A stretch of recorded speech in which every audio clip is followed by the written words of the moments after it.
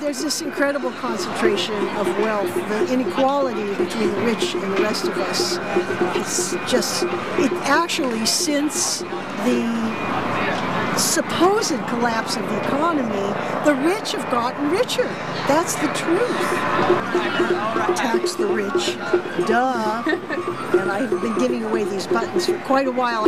We have to figure out how to be disruptive. And now you are being disruptive in a way that is also very kind of gentle at this point. And that is what I love. We have to go beyond protesting politely. And the fact that you are taking space and taking time is very disruptive. And I think that's great. So the more disruptions we can cause. So an occupation where you're all dragged away immediately isn't effective unless you come back the next day with more people and stay longer. I mean, I hope you stay long enough so that you interact with the America's Cup that's going to be here in 2012, starting in 2012. Yeah, definitely. I will be here. It would be great to have the occupation of the America's Cup on the Embarcadero. Certainly, certainly. I got active in the Green Party in 2001. Okay. Nice. And I was the Green candidate for Congress in 2004. So I ran against Pelosi because I just couldn't stand the fact that she represented me. Well, in San Francisco, many propositions that were very progressive, like the living wage ordinance and things like that, in fact, were really products of people mainly or a lot in the Green Party. So many progressive issues that have passed in San Francisco wouldn't have happened without the Green Party, for sure. Not that it was only the Green Party. Progressive Democrats also got involved, but quite often the Green Party was instrumental and was the beginning of it. Well, the Green Party in San Francisco isn't as big right now as you. I believe in democracy. In other words, we have this electoral system. I really believe people like you and me have to get much more involved in it, because these problems are the result of decisions that our elected representatives made. And I really believe we have to elect different people who will make different decisions.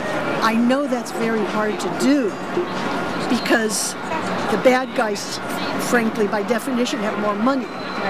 But I do believe if everyone who felt like me invested a lot more time in electing people, that could drastically change this country.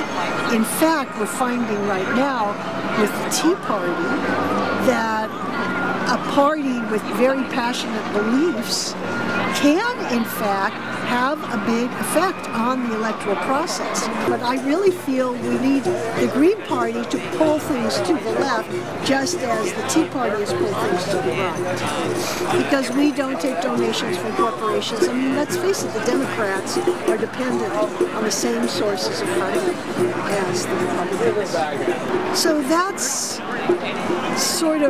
that's where I'm coming from, and I believe the two-party system is broken. I believed it a long time ago. That's why I joined the Green Party when I did. I think a lot more people believe it right now than believed it when I joined the Green Party.